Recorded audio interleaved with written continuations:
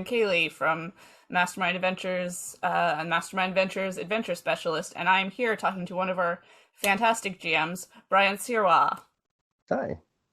Hi. So let's get started. Brian, tell me about a little bit about your history with tabletop role playing games and how you started as a both as a player and then as a GM. Sure. So I've been playing not so much tabletop games, but role-playing games for pretty much my entire life. And I really started getting into tabletop games a little bit in high school, and then really into it about 3 or 4 years ago, and it just took off. It's become an obsession of mine. I absolutely love role-playing, um, meeting new people and meeting the characters that they can come up with. So it's it's a passion of mine. I absolutely love it. Awesome. And so one thing that we're obviously going to talk about a lot and really get into is your unique way of running games. Unique to Mastermind, and also there has been growing prevalence of it in the community as your play by post games on Discord. Can you talk a little bit Yeah. about those? Sure. So my play-by-post games or play-by-post games in general are Mhm. completely text-based. I run mine through Discord. Some people run them through Facebook Messenger or make groups on different social media things. But I run mine totally on Discord. And what I love about Discord is it lets me create an entire world on servers. Every place, every location gets its own set of channels, and it lets us keep everything super organized and um, but text-based for me, I mean, I'm an author. I've published an ebook, and I've been I have characters that constantly run through my head, so it lets me keep track of all my different NPCs and all of my story points and everything like that. And just it's really fluid and organic for me to be able to just create a story. And that's really what I use play by post for, is super heavily narrative driven, really descriptive based gameplay. And I it's amazing. So what some of the players I've met and DM'd for can come up with. And how did you get started in that specifically? So uh, when the pandemic hit, my group games, my in-person games completely fell by the wayside. There was somebody who was super susceptible to disease and stuff. So I found Discord, and basically all my friends shifted to that, and I ended up starting my own campaign. I started writing it all down on a notebook, and then transferred the whole thing over to Discord and made my first city and set up my first campaign. And I've been running it pretty much nonstop for the last 2.5 years now. Awesome. Yeah. So, what do you think are the major differences between that type of campaign and voice chat or a Sure. video chat or just in person? Um, I feel like the pressure to perform just really isn't there. A lot of people, but myself included, I found like a performance anxiety, or like a pressure to try and keep the narrative moving while also not wasting everybody else's time. With the play-by-post game, there's none of that.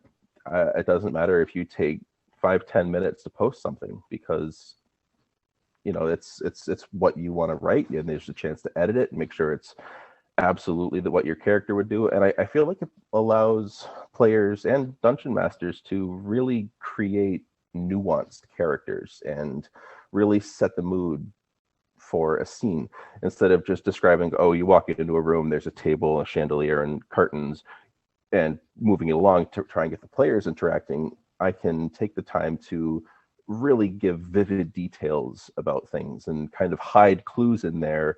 Whereas if your dungeon master in a live game is dropping clues about something, they only have time to mention so many things, so you can basically run through whatever they talk about. So there's a lot more mystery. There's a lot more intrigue, I think, for this style. And being able to look at things through an author's or writer's eye, it, it's not so much playing a game anymore as it is telling a story between people who are all there for the same reason and all really enjoy creating narratives and building characters and just really getting into a world and getting into the meat of it, instead of just barely brushing the surface, which I feel like I was getting with in-person gaming. So So when you say clues, I don't want you giving away anything that to any players that may be watching. Sure. But now I'm curious, like, is there something that you've like been able to like foreshadow or tease or something that later on your players will like, oh my god, I can't believe I didn't like notice that. Oh, sure. But I mean, if there's, say, you're in a room, I had a big clue set up in one of my games, totally different from the campaign, so no spoilers. Um, that the important information was hidden in an armoire off to the side. And instead of just having to list that and a couple other things, I was able to fully describe the room. Like it was a tall bed, this kind of sheets on it, these drapes, very nicely furnished with all these different things in it, and listed the armoire among it, but didn't let it stand out because it wasn't one of the very few things that I had time to list, if that makes sense. So instead of just getting a few details about a room, you're able to really give the player something to explore and give them many different ways to approach the situation. So Definitely, yeah. if that makes sense. Yeah, no, that totally makes sense. How active is your server generally? How many times, like, you know? Me, I'm on Discord obsessively, so I'm Yeah. on most of the time. But at the height of things, I mean, it's always great to see that everybody in the game is active and typing. So how active is it? If on a good day, I could be at my computer typing and role playing and storytelling for hours at a time. I mean, Yeah. sometimes people have to sleep, obviously. So, Obviously, yeah. but so then things kind of slow down, and me, I've got an 8-year-old that I homeschool, so that takes up a little bit of my mornings, Sure. or actually a good deal of my mornings. Um, but I'm on when I can. Everybody else gets on when they can, and So in a way, we're gonna. it's yeah. Sorry to interrupt. I was gonna say like you don't have to feel like okay, we have this preset time that everyone's on. Oh, I Right, can't make it this week. I have a thing coming up. Oh, I can't make it either. You don't have right, that like right. sort of scheduling issue. And that's exactly why my play-by-post games are open 24/7. Um, there's, like I said, there's no pressure to be on at any particular time, as long as you're on when you can be and move things forward, and everybody else kind of has the same sort of you know passion to be there. The story moves along, and it's just amazing when it's in full swing. It's really glorious. I love it. Do you feel like the players have like a different level of agency as opposed to like traditional games, Oh, like in absolutely. terms of collaborating into the story? Yeah. Oh, for sure. um all of my players get a fully detailed, fleshed out session 0, where they're not just passersby in a world that they could care less about. I give they are living, breathing parts of a living, breathing world. So yeah, my players have a reason for their characters to be doing things, and I give the characters a reason to be in places, and then from there they just take it and create something awesome. In terms of like technical stuff, you use like Discord bots and things, right? Yes, Is that how you I do? Yeah. use Avare. I'm never sure how to pronounce that one, but so that one people can upload their character sheets directly from D&D Beyond or Dice Cloud if they want to make their own sheets and have it be something that they want to customize. But and then I use a couple other ones, mostly Rodbot, which basically lets me create an NPC and give them a picture, and then I can, with just a command for the bot, I can have the NPC actually talk, and it comes up as if Dungeon Master was speaking, or if I was speaking, but with the NPC's picture and with their voice. Cool. Have there been like any interesting challenges that you've found coming up through either this particular style or just running D&D in general that you're like, oh, that's fun to figure out how to get around that. Mostly just scheduling it. It is a Mm-hmm. little bit easier with it being open all the time, because if I'm getting ready to log off for the night, I can set up everybody in where they want to be, and then by the time I get on, I'll tell everybody to, like, hey, go. I've set up where you want to role play. Why don't you go in and say what you want to say, do what you want to do, talk to who you want to talk to, and when I get on again, I'll move everything forward. But another challenge is that it's you might want to edit some things sometimes, and people are like going really fast. You might have to like have people like, oh, slow down, hold on, I gotta fix that. Or um, retconning or going back and taking things back can be a little bit more of a challenge too, because if things progress while you're not there, then you kind of go like, hold on, this wasn't able to happen in this time. But for the most part, it's pretty smooth, and I think really enjoyable. Are there any like really standout moments, like if you had to think of like a story of something during a campaign that like really surprised you, or was just surprised your players, or both? There's Something been that went in a way you did not expect. there's been quite a few, because a lot of my NPCs live in my head too. They're not just random people on paper. For example, one of my favorite parts in any of the campaigns I've played, all of my players went out of town to do some farmhouse quest to kind of recover it from the undead in the area, and I kind of roll behind the scenes to see what happens to the town, and it was a complete disaster. Part of the city got burned and invaded, and there was a complete catastrophe at town. And they came back to find the their favorite barkeep by himself, kind of working just as a machine, in total shock from what had happened that night, and trying to take care of everybody. And it got like super emotional. Like the players were so invested with this NPC that they stopped everything they were doing to help him kind of take care of servicing the bar and making sure he was okay. They sent him off to go sleep because he hadn't slept in 48 hours, and they took care of everything for him. And it was it was really beautiful, because you get to see what these people through their players would do in situations that might otherwise not have a chance to come up in a more rushed game style, if Mm-hmm. that makes sense.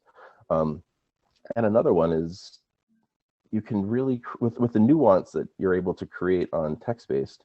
I have an apothecary in that same town who actually modeled after one of my old friends' moms, who was the sweetest lady, but when she went crazy, it was terrifying. So I kind of modeled her into my world, and made her look like this sweet old lady who just happened to be selling the world's deadliest poisons, and was super happy. But she dropped her facade, and this absolutely beautiful moment of role play. And her and the player that I was role playing with, it just absolutely stunning, the amount of detail and storytelling and passion that I was able to get from this player. I don't think I'll ever forget it. And that happened just a couple days ago. And the more people are on, and the more I get to know players and their style, the more I'm able to build in moments like that for the worlds. And it's breathtaking what people can come up with when they have the time to do it. Mm. Yeah, and so I guess I'm curious how that sort of fits into like traditional, again, D&D structure, like in terms of combat and things like that. Like very like something that tends to be very fast paced in the game, and a lot of like dice roll. I mean, again, you have the bot, but how do things like that work? How do character classes and all that, like people pick from Sure. um yeah, people pick from that sort of list. Like I guess how what I'm sort of getting at is like how do the sort of conventional, very rule sort of heavy, like those kind of fixtures of the game, how do those fit into a sort of collaborative story through text? Sure. That they say in Dungeons and Dragons, the fastest way to slow your story down is to start combat. And for text based, that's doubly so, because it's not just that everybody's around a table rolling dice one after another. Sometimes people put their phone down or log off the computer for minutes, hours at a time. So I try and only run combat when it's necessary, because I kind of allude to that in my session zero and my server rules, and kind of how I play the game, is that I would rather spend time storytelling than rolling dice. Like I use fifth edition, but that's mostly just a medium for the storytelling. So There are combats in my game, and because they take so long, I try to make them really contextual to the story. And I don't have any like throwaway fights. Like some people might, if you're wandering through an area, you might just somebody your dungeon master might roll on an encounter table. That's fine for in person, but when you take into account how long combats are, especially on play by post, it constant combat slows things down to a point where it's just not as enjoyable for the players. I mean, some players still want that kind of combat, but from what I've seen, it really slows it down to the point where people start losing interest and dropping off. So I try and keep things as kind of dynamic and fluid and moving forward without combat. Or alternatively to that, if they want more fights, I can kind of just have everybody roll a couple attacks all at once, and I'll have the monsters roll, and say they're going to do a little bit of damage to this person, but for the most part, you guys are going to completely stomp them. So why don't you guys go narrate an awesome combat section where you guys have an advantage, but this person gets hurt in the process, and go. So that kind of again helps with the agency, and I'm all about letting players work their characters and develop the story how their characters would want it to happen. So allowing players as much agency as humanly possible really helps people do that with the play by post style. For players who are maybe new to this style, who are maybe less comfortable with their writing abilities, maybe new to D&D in general and role-playing games, how would you help them feel comfortable and sort of get them out of their shell? Oh, sure.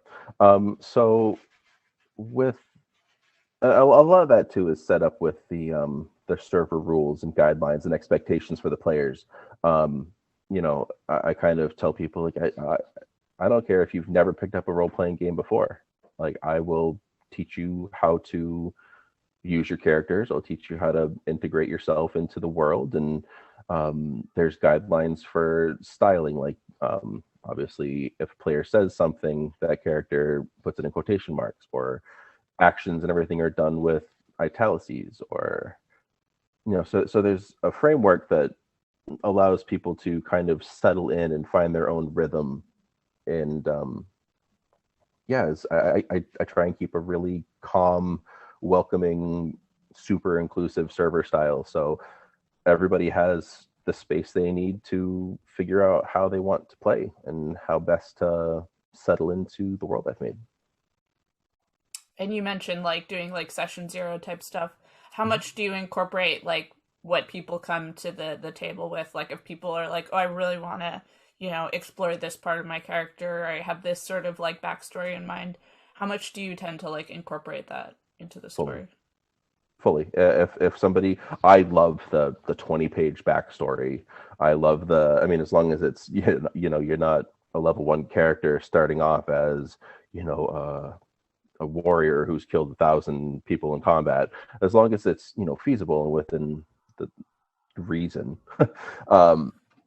I if you want to come to the table with something completely off the wall, crazy for a character concept, awesome. If it's somebody you want to role play and develop as a character, great. I will fit you into the world however I can. If I don't have something to hold that character, I'll make something.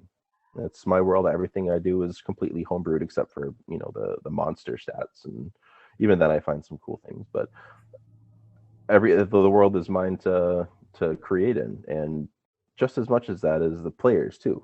I've had players develop. I'll put the whole world map up there and tell somebody to, hey, where's your person from? If you don't know, then come up with something. I'll make it part of the world.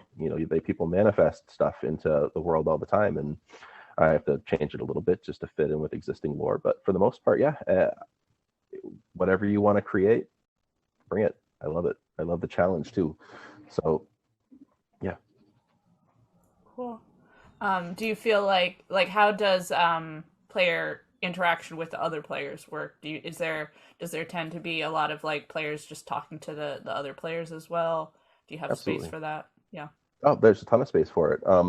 So with the play by post and how I'm going to be running it with Mastermind is I will be on the server a dedicated 10 to 12 hours a week, whether that's a couple nights a week or it will be a couple nights a week, but then also periodically throughout the day or the week itself. But that's not to say that once I log off or I'm done for the time being that other players can't talk to each other. um, some of the most compelling bits of role play I've had in my servers are just the characters talking and getting to know each other, and that's all part of character development. So yeah, the players are just as active with each other, sometimes more so than with me. I'm just there to facilitate the story and kind of give them a world to exist in and make their own story in. What does it look like? What does the Discord look like? Are there different channels for locations, or do you sort of use Absolutely. one?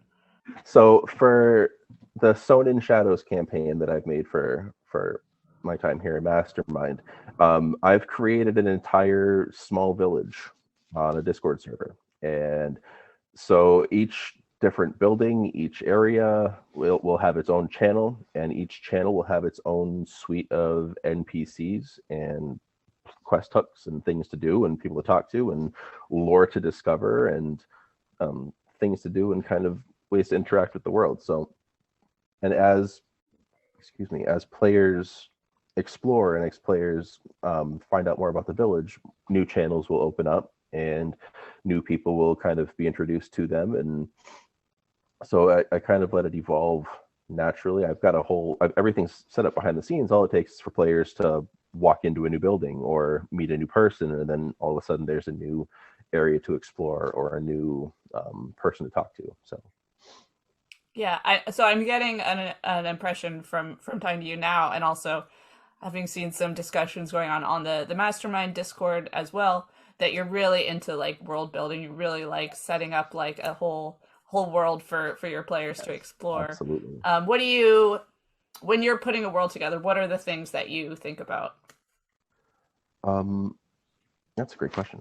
There's a lot. I almost always start with a map, and there's several free generators that I use for it. But once I find, I kind of just click through obsessively until I find one's like, hey, wait a minute, that one's got, just the right mix of mountains to plains to forests to water to islands, and all of a sudden it just starts to snowball. And once I pick the map, then I kind of look at it with, kind of a critical eye to see where each civilization would want to live, where the major cities would end up being.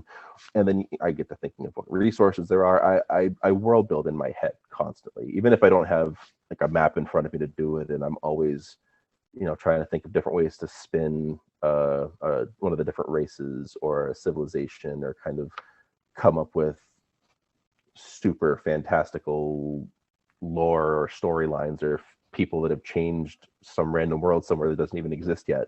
So uh, I've got a couple different world building projects and a couple different servers that I'm on, and I could do it as a full time job. I love world building. What are your like main inspirations for world building? Are there, books or movies or video games that you like take inspiration from? Sure. I've been listening to the Lord of the Rings series on audiobook, and just back in high school, I read constantly all the time. I loved the Redwall series. I loved just really anything in any fictional setting I could get my hands on. But I would say my personal style is pretty heavily like those high fantasy, like the Redwall series.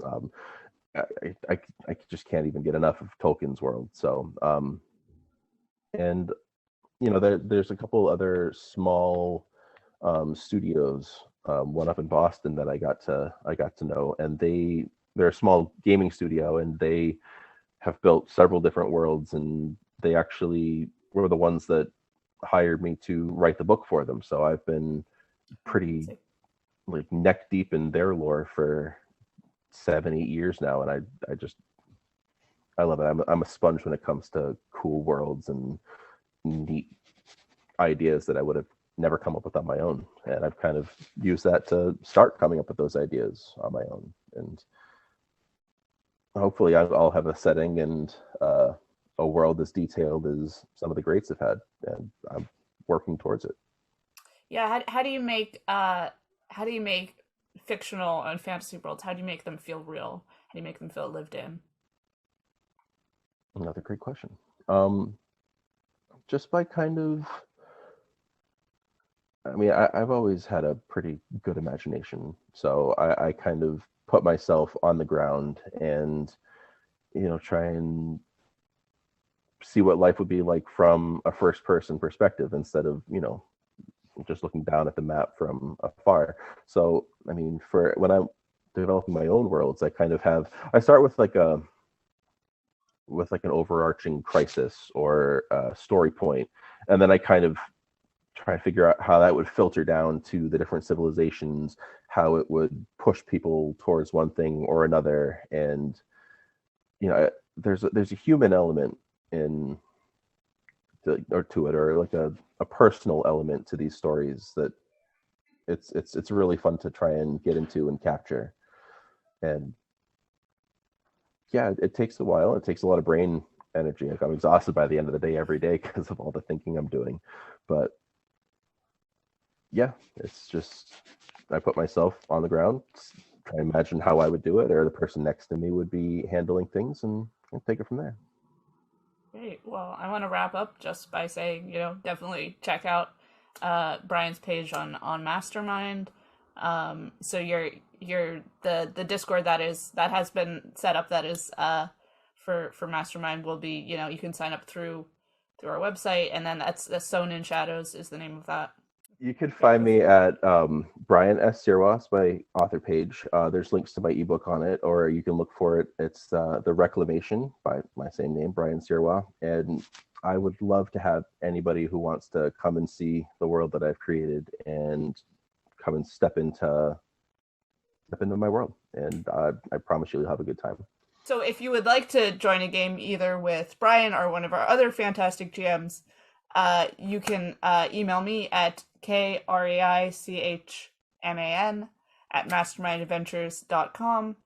I will, hook you up with a great match, a great GM, and a great game for you. We have a ton available. Once again, thank you so much to Bryan. This was fantastic. Thank you so much for watching.